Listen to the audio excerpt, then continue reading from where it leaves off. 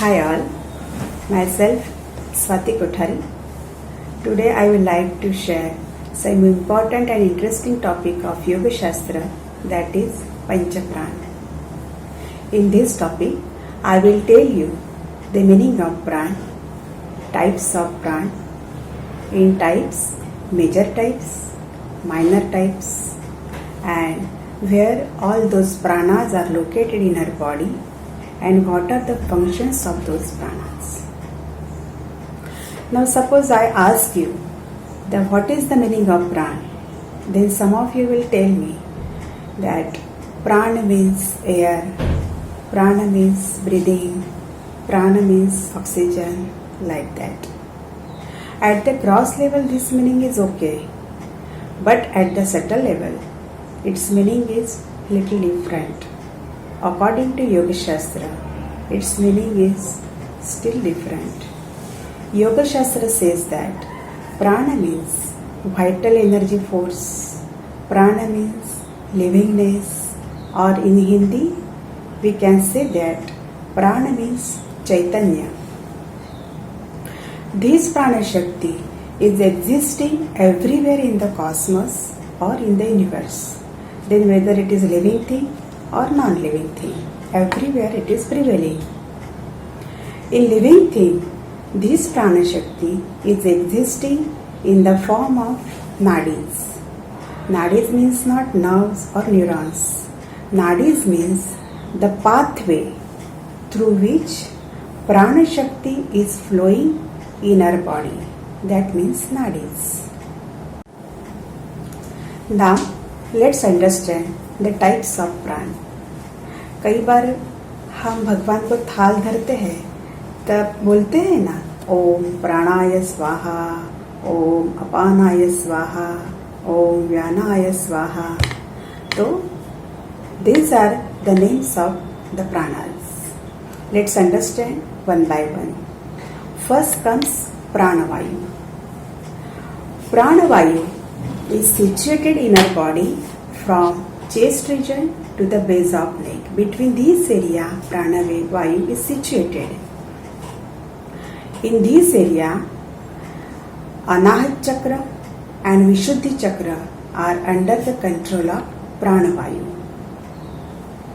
Organs like heart and lungs are also under the control of this vayu. Functions like whatever is coming from outside of the body and going inside of the body, that is because of pranavayu. Then which are they? Say for example, oxygen is coming from outside of the body and going inside of the body. Food, water, all those things are going inside of the body, and that is because of pranavayu. Then comes Udanavayu. Udanavayu is situated from neck area to head. Between this area, Udanavayu is situated. Udanavayu pervades Ajna Chakra and Sahasrara Chakra. It controls neck and head region. Except that it also performs some functions like that whatever is coming from inside of the body and going outside of the body, that is because of Udanavayu. Then for example, speaking, exhaling, spitting, vomiting, all those things are coming from inside of the body and going outside. So that is because of Udanavayu. Number 3, Samanvayu. Samanvayu is situated from diaphragm region to navel area. Between this area, Samanvayu is situated. Samanvayu controls Manipur Chakra, and it is also controlling all our digestive organs like liver, stomach, small intestine, large intestine, all those things. Samanvayu is helpful to perform all our digestion processes. Then number 4 comes Apanavayu. Apan Vayu is situated from navel area to perineum area. Between these area, Apana Vayu is situated. This Apana Vayu is also controlling Swadhisthana Chakra and Muladhara Chakra. All these two chakras are associated with Apana Vayu. Apana Vayu is also controlling like all our excretory organs, reproductive organs, kidney, bladder, etc. Functions like expulsion of gas, urine, feces, semen, ova, menstruation. Not only that, but the birth of the child is also because of Apana Vayu. Then number 5 comes Vyana Vayu. Vyana Vayu pervades everywhere. It is situated everywhere in body. It has not a specific place. Functions like when a person gets extremely tired, at that time rush of the energy is given to the body by this Vayu. Then flow of perception, experience of goose flesh is also because of this Vayu. Goose flesh माने रोंगटे खड़े हो जाना. कई बार नहीं हम बोलते हैं कि वो वीडियो देखने के बाद, वो न्यूज़ सुनने के बाद मेरे तो रोंगटे खड़े हो गए. So that is because of Vyana Vayu.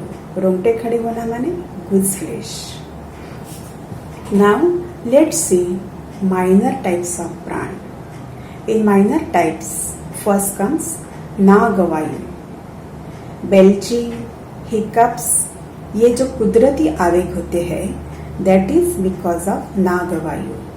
Whenever we are having an agitated air in our body, at that time Nagavayu becomes active and it throws this agitated air in the form of hiccups and belching. Then comes Kurumavayu, blinking of the eyes. This is because of Kurumavayu. This Vayu keeps the eyes moist, protected from going some unwanted particles in our eyes. And we can also see any object because of this Vayu. Some yogi take the help of this Vayu for performing Tratak. Then comes number 3, Krukar Vayu. Yawning, hunger, thirst, all those experiences are because of Krukar Vayu. Some yogis are enabled to win this Vayu and thereby they also win over their sleep, their hunger, their thirst, like that. They can live without food and water, without sleep many days. Then comes Devdatta Vayu. Sneezing. This experience is because of Devdatta Vayu. Sometimes some sharp smell goes in our nose and we start sneezing. That is because of Devdatta Vayu. Some great yogis are also enabled to win this Vayu and by this they are able to experience the divine smell around them. Then lastly comes Dhananjaya Vayu. The functions of muscles, arteries, veins are because of Dhananjaya Vayu. Whenever we are having an injury on our body, at that time sometimes you are having swelling on that part. So swelling is because of Dhananjaya Vayu. An important and interesting function of Dhananjaya Vayu is that when the body dies, at that time this is the last Vayu which leaves the body. And when we die, our body gets decomposed. हमारा जो शरीर होता है वो पंच महाभूतों में विलीन होता है. That is because of Dhananjaya Vayu. This I wanted to share with you. You might be thinking that why are you telling all those things to us? So, if you more involved to higher consciousness, your pranas will be more refined and your pranas will get purer and purer. And for this evolution, we have to perform jap, tap, dhyan, asan, pranayam, all those things. This I wanted to share with you. फिर हम मिलेंगे कोई और नए topic के साथ. Thank you for listening me. Take care of your health. Be happy. See you soon. Bye.